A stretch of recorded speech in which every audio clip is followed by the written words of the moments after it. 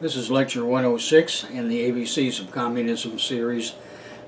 This is one of several lectures that's in support of the forthcoming Volume 7 on Communism in Europe. Last time we were dealing with the rise of the slave stage in Iberia, and this time we're turning our attention to France. And I picked some of the particular sites to discuss here. The chapter's far more extensive, but at any rate, these are things I think that you'll find useful. Kingdoms emerged in France, which is another way of saying the slave stage emerged in France. But to understand that, we want to go back to about 10,500 BP, when the climate of province began to warm. The sea began rising to its present level, and the forests retreated. With the disappearance of the forests, deer and other large game moved northward. So the people relied on a broad spectrum of other wild resources, especially rabbit, snails, and wild sheep. Then around 8,000 BP, the Castelnovian people living around Châteauneuf-les-Martigues domesticated the wild sheep and created the first pottery in France. Simultaneously, new settlers from the east called the Chassines arrived in Provence, and they were armed farmers who merged with the sheep herders. In 4,500 BP, the armed seafaring farmers from the eastern Mediterranean arrived, carrying their complete Southwest Asian suite of plant and animal domesticates, and as always, they settled along the coast. On the French Riviera, they built villages in what is now the Bouches-du-Rhône department of France. Some of these chiefdoms soon developed into advanced theocratic chiefdoms, ATCs, and they constructed stone dolmens, such as those near Draguignan in the Valley of Marvels, near Mount Bago at 6,600 feet in elevation, where they constructed their principal religious sanctuary. It has over 40,000 drawings of people and animals and is dated to 4,000 BP. Scientific work began there in 1967 by French archaeologist Henry de Lumley and a team of graduate students. They classified the petroglyphs on the slope of Mount Bago. The engravings display daggers, axes, and scythes. Suns, stars, and spirals are represented, and the most common drawings are of horned animals. Ovals with crisscross line represent land or the earth. Anthropomorphic figures have been found, and this ATC gave rise to a latifundia-based ruling class.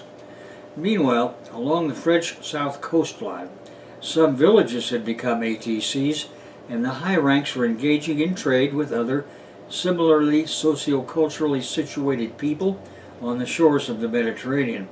Much of what they had to trade for which their high demand existed, was metals, metallic, namely ingots and objects of bronze and iron. Now, although the Riviera and Marseille are usually treated separately nowadays for historical reasons, at this time, 5,000 years ago, they are part of the same cultural area. That is the south coastal French area with multiple ports and ATC and early class-divided, state-organized urban centers at both what is now Nice and Marseille. So taking a look at that coastline from Marseille to Nice, the eastern Mediterranean seafarers had spread by 5,500 BP from east to west on the south coast of France, and within a century they had landed at Châteauneuf, Persignano, and Leucate-Corrège in Provence, and a little inland at Grotte-Gazelle in Languedoc. Radiocarbon dating traces the rate of agricultural dispersal in the western Mediterranean at about 6 miles per year. This would mean that agricultural society spread from Italy to France in less than 100 years. Boats allowed this travel to be fast over longer distances. However, the land of France featured the arrival of farming and herding in an autochthonous and foreign fashion.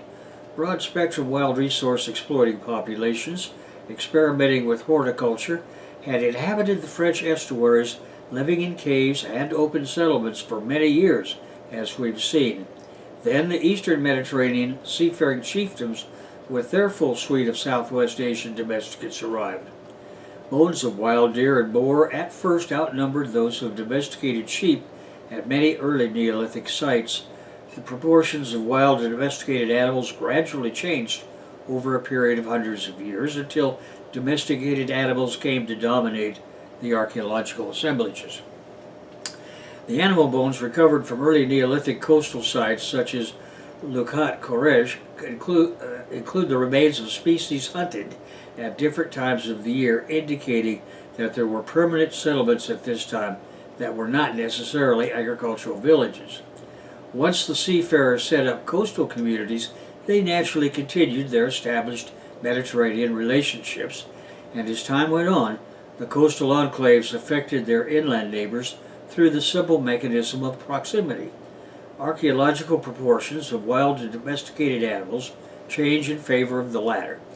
Using the same boats on which they arrived, this agricultural economy continued to spread rapidly. It arrived in Portugal in 100 years. Enclave colonization accelerated resettlement by small seafaring groups of agriculturalists across the western Mediterranean because the budding off of new groups to found new agricultural colonies is always the case with early Neolithic revolutionists. Until they evolved into irrigation agriculture and its associated infrastructure, they had little choice. That kind of in situ intensification of production will not happen until the simple chiefdoms evolved into ATCs. Anyway, their agricultural economy provided a stable surplus of food that would have allowed their populations to grow and to trade successfully with local foragers already experimenting with horticulture and pastoralism. Cave sites with the more classic Cardial pottery are in the west at Châteauneuf-les-Martigues near Marseille from 7750 to 7500 BP, at La Grotte Gazelle on the southern flank of the French Montagne Nord from 6900 to 6830 BP. The first early pottery is the Le Vrai Gardiel, or true Cardiel, and is well made and highly burnished. It was traded broadly across the western Mediterranean. Simple pyrotechnic methods were used to fire this pottery, and because of its hardness, it was durable, and considerable labor went into manufacturing and decorating each vessel for sales purposes. The decorative style of these vessels is uniform, with a standard technological recipe of manufacture, showing a shared manufacturing tradition. Many of these vessels were transported over long distances. Later Cardiel vessels have simple regional styles and were made to satisfy a foreign Mediterranean market. The early Neolithic material complex most notably contains pottery, along with the earliest groundstone axes and other groundstone objects such as bracelets. There is direct evidence of domesticated forms of wheat and barley, as well as domesticated sheep. The appearance of domesticated sheep is known from deposits of their bones, which can be distinguished from remains of wild species, such as ibex. Evidence of domesticated cereals has been recovered as carbonized remains in ancient fire pits, as well as the occasional grain impressions in the wall of early Neolithic pots. In France, the site of Perro Signato sits on a hilltop near the coast, and Le Cate Corrège, a coastal site now submerged, offers more proof. Marseille has a hot Mediterranean climate with mild, humid winters and warm, hot, mostly dry summers. In December, January, and February are the coldest months, averaging temperatures of around 54 degrees Fahrenheit during the day and 39 degrees Fahrenheit at night.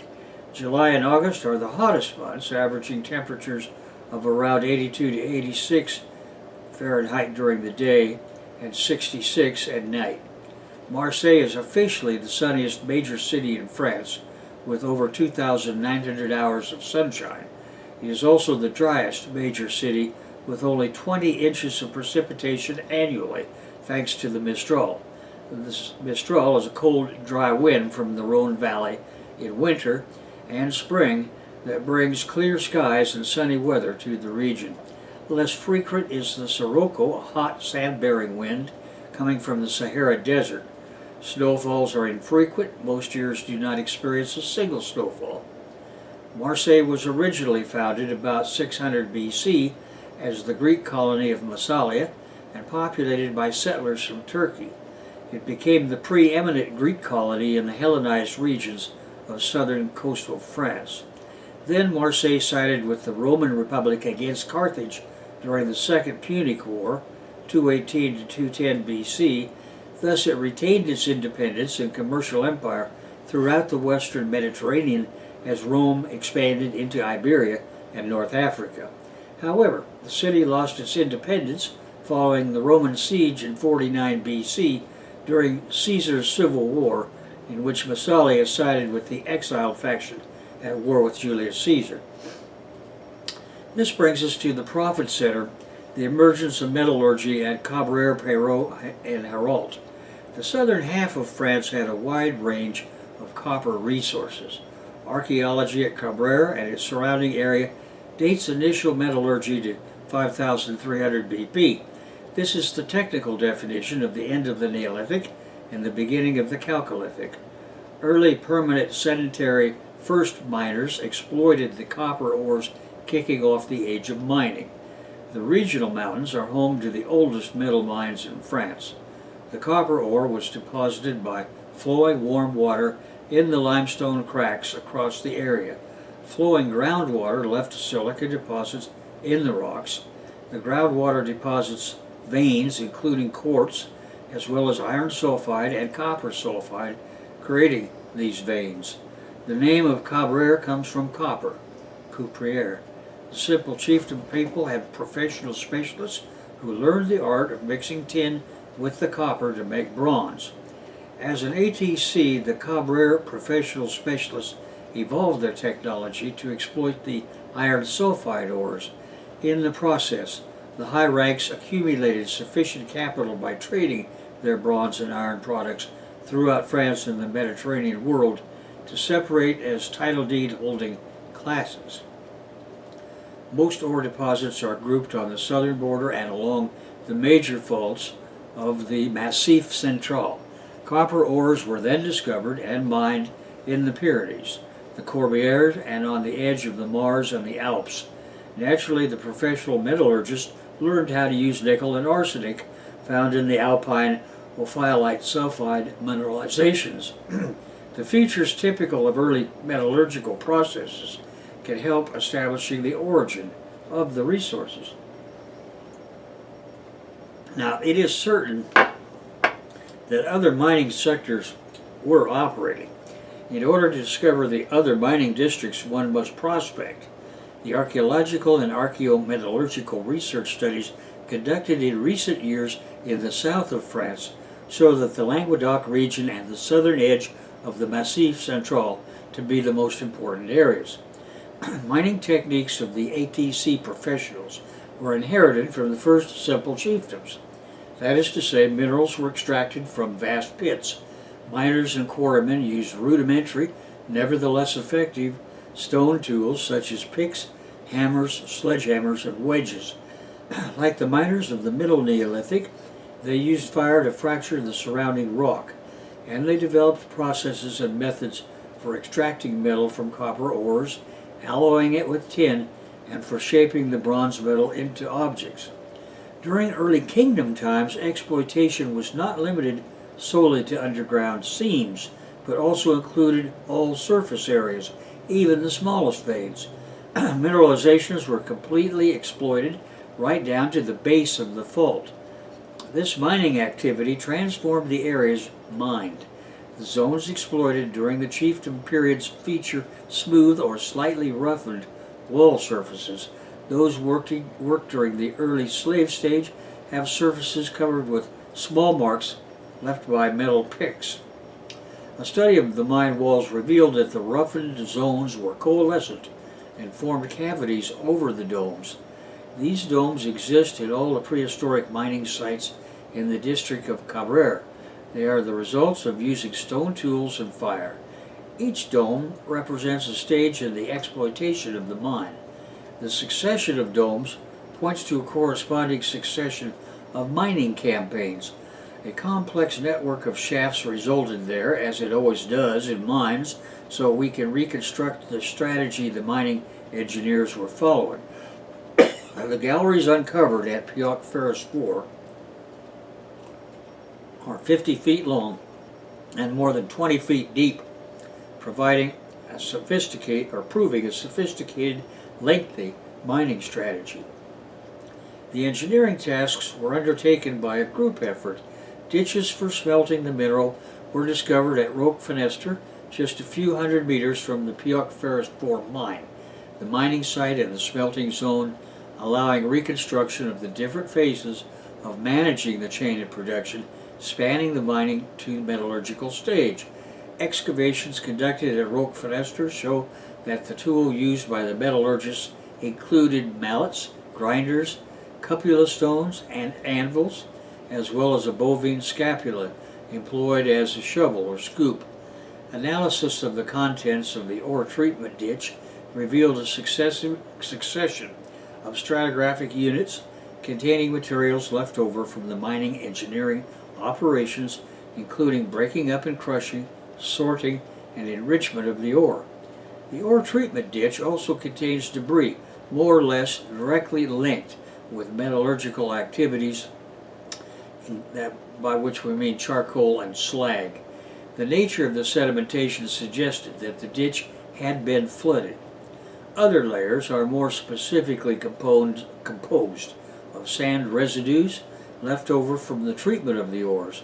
The ditch seems to have been a treatment area where the ore was broken up, sorted, and washed. Secondary deposits, consisting mainly of domestic refuse including pottery and some metallurgical slag and copper droplets, proved that a secondary activity linked with the smelting of ore into metal was conducted in the area. The artifacts discovered at Roque Fenester indicate that extractive metallurgical activity was practiced in direct proximity to the Pioche Ferris 4 mine. And that brings us to the La Capitale des Brumes at Paris. The La Capitale des Brumes at Paris mining site was closely associated with a metallurgical zone for smelting ore.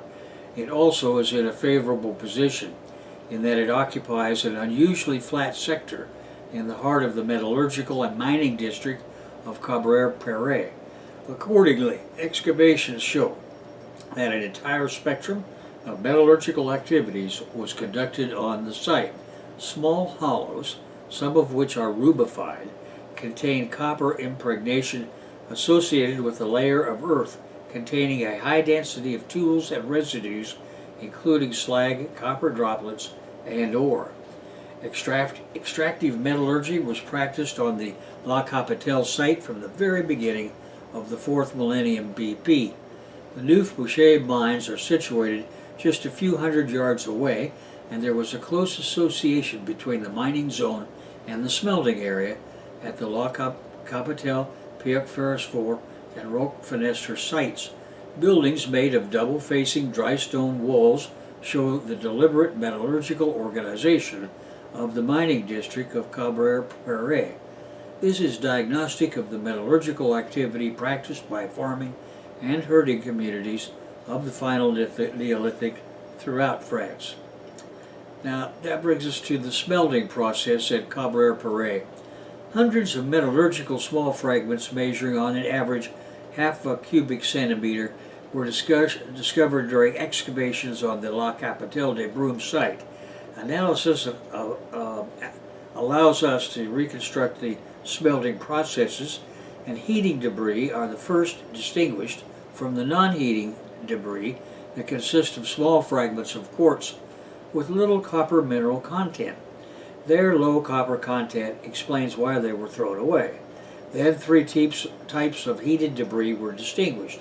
One, a partially vitrified and low density, that is less than 2.7 centimeter slag. Secondly, fragments of matte consisting of copper sulfide with a density ranging from 2.7 to 4 centimeters. And thirdly, metallic copper droplets.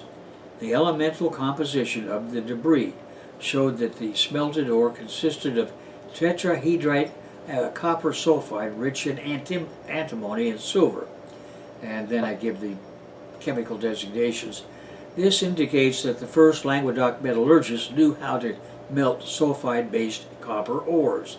Thus, the previously held idea that metallurgical techniques evolved slowly from the simple native copper and copper carbonates to the complex sulfurated minerals is incorrect. The engineering used for smelting this complex ore into metal was very rudimentary, as shown by the primitive nature of the slag. That is, the slag is heterogeneous with partially melted mineral inclusions, typical of initial metallurgical phases that lead to extremely high residual copper contents, more than 10% in weight, in other words. The nature of the pyrometallurgical reactors means that the processes were very simple. In other words, they were not the products of sophisticated furnaces. Rather, the slag was produced in simple, bowl-shaped hollows in a fire. This means that the engineering consisted of one stage. That is the analysis of the slag pieces found in the ditches at Roque Fenestre. However, matte fragments that are a classic product of copper sulfide extractive metallurgy have been found around metallurgical hearths at La Capitale du Brome. There, more sophisticated engineering had a first phase, where the matte as a manufactured product was produced, followed by a second phase, where the matte was converted into metal. That is exactly the process used during the 1800s AD on the island of Luzon in the Philippines, where once the matte had been produced, it was progressively converted into metal by repeatedly melting it in an oxidizing atmosphere. The Capitale du Brome site is exceptionally well preserved. Thus we know how extractive metallurgical activity was organized spatially. We now have a comprehensive understanding of how the entire metallurgical process functioned. We now know that the complex ore was smelted in a rudimentary way.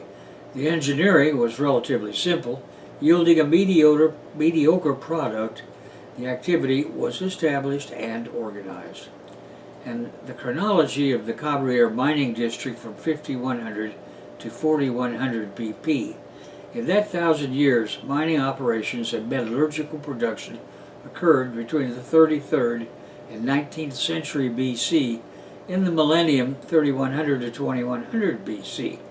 The pottery confirms the radiocarbon dates for the final Neolithic groups in the Hérault Valley.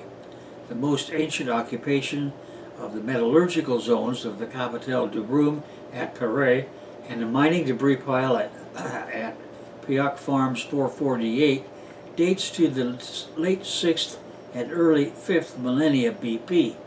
The dates for the Roque Fenestre ditches are roughly the same, and after 4400 BP there was a decline in metal production. Which brings us to the final Neolithic settlement of Klaus. Now, numerous copper objects corresponding to the final Neolithic have been found in the regions of North Albagoa and Bos Kersi. Most are funerary in the megalithic tombs.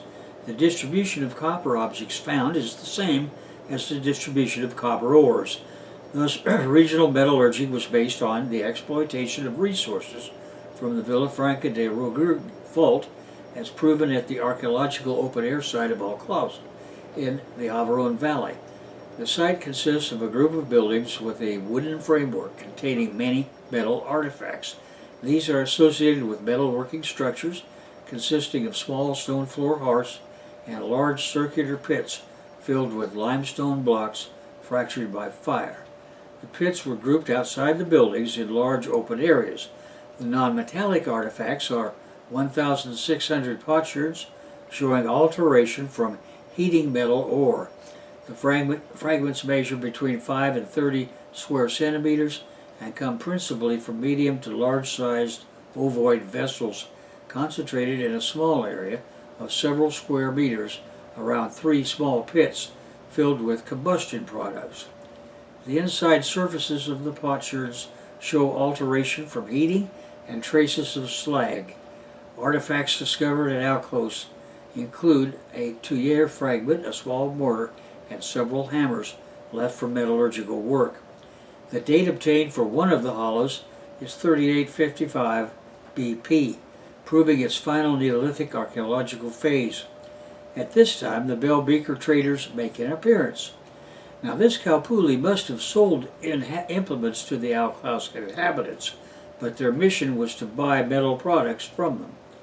Now, analysis of the slag found on the internal surface of the potsherds shows the engineering featured the clay-tempered with huge quantities of quartz and mica schist clay identical to the one used for the domestic pottery found on the site.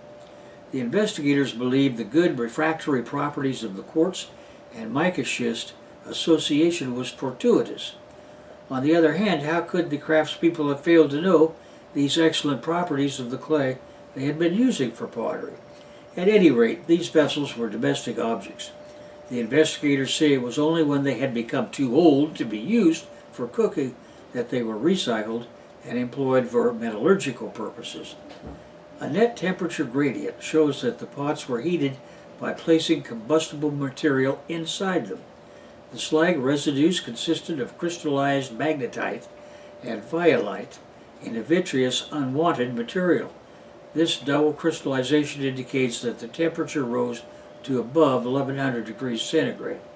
The presence of copper iron sulfides, small nuts of copper-rich in antimony or tin, and microglobules of gold and silver shows that the ore at Klaus was different from the one used at Cabrera. At Klaus, the core was chalcopyrite. A number of factors suggest that the clay pots found at Klaus were used for smelting operations and not refining. That is, a refining operation is the melting of metallic copper to purify it by oxidizing its impurities. The main argument for this is the systematic fragmentation of the pots. The latter had to be broken to extract the product of metallurgical activity that would be unnecessary if the metal was simply melted. Inevitable when a core is transformed into metal with the attendant production of slag.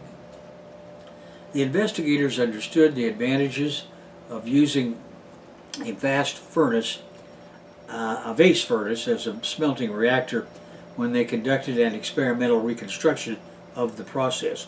One of the main difficulties is to provide a sufficient quantity of oxygen so that the sulfur in the mineral can be removed.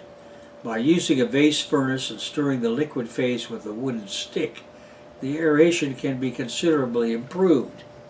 At the Klaus site, metallurgical production was occasional and integrated within domestic activities. And furthermore, it did not lead, as at the Cabrera Perret site, to the development of a territory entirely devoted to mining and extractive metallurgy. Now, as for the mining and metallurgical complex of St. Véran. At St. Véran, a very different model, and one typical of the beginning of the early Bronze Age, was used.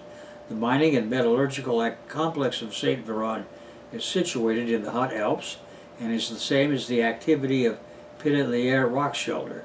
Here, as at Cabrera, separate sites were devoted to ore extraction, but metallurgical activities were concentrated in the same small area. This example and the foregoing models shall suffice for our discussion of the protohistoric metal production in southeastern France.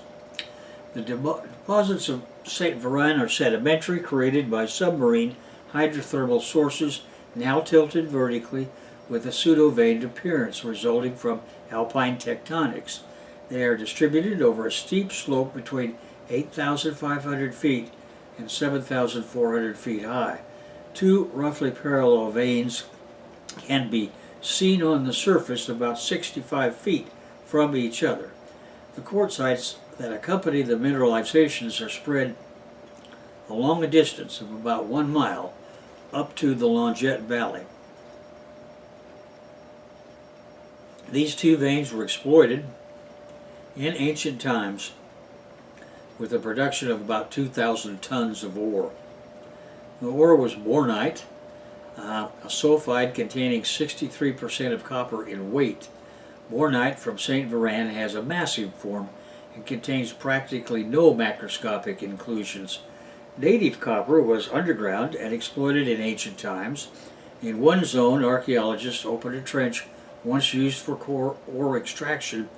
In the prehistoric mining phase, narrow extraction galleries were made for the removal of ores. Timbering and the remains of planks were used in the working of the mine. Samples from a wooden beam date these workings to the early Bronze Age, 36-35 BP. Other dates link certain materials to later phases of the Bronze Age at 3000 BP. The extraction galleries are between 4 and 5 feet wide. Areas measuring no more than 1 foot wide are interspersed with others that can be up to 10 feet wide. The layer of massive ore, which in certain parts reaches up as high as half a foot, lies between the chlorito-schist of the wall and the quartzite of the roof. This means that the mining was very selective with a low volume of host rock.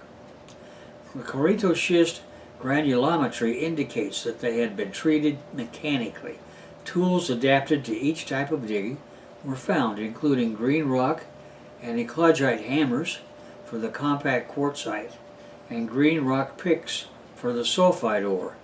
Goat horn picks, provided with handles, were used for working the chlorito-schist. The pieces of larch wood, planks, and supports found on the sites were for supporting the shafts. Other mining artifacts are shovel fragments and torches made from bunches of sticks that were carried with a fork-like instrument. Fire was used for attacking particularly compact quartzite. Depth work stopped when the miners were unable to handle the flow of water into the mine. Metallurgical activities, on the other hand, were conducted in the open air during the warmer seasons of the year and underground when groundwater was less likely to flow. These mines were plentiful in many areas and discovered early on by sedentary farmers. The profit acquired by selling metal products to a variety of buyers, such as the Bell Beaker traders, fueled the transformation of simple chiefdoms into advanced theocratic chiefdoms. The accelerated profit accumulation controlled by the high ranks of the numerous ATCs fueled the capability of some of these high-ranked families and their consigliere and priests to continue to separate themselves as classes. The altruism and egalitarian nature of the tribal agriculturalists had been negated during the chiefdom stages, so nothing ideological stood in the way of the emergence of selfishness and sadism. Along the Riviera and in the adjacent interior, multiple profit centers had emerged by the opening of the Iron Age. The shipping industries of the port towns were one. Another was the emergence of a complex of private businesses associated with the mining industry. And finally, some ranks had become landowners, establishing latifundia, so that by the time the Roman slavocrats arrived, they also fit perfectly in the Roman brand of slavery. The French slave stage got underway, therefore, much as it had in Iberia, with the same drivers and the same results. We are now at the beginning of written history, so that our task that has been largely archaeological now becomes easier. In the next chapter, we shall examine the way in which the slave stage empires of Rome and Carthage imposed their brands of slavery on Iberia and France. And to do that, we now shall examine the rise of the Italian slave stage. And that brings us to a conclusion of Lecture 106.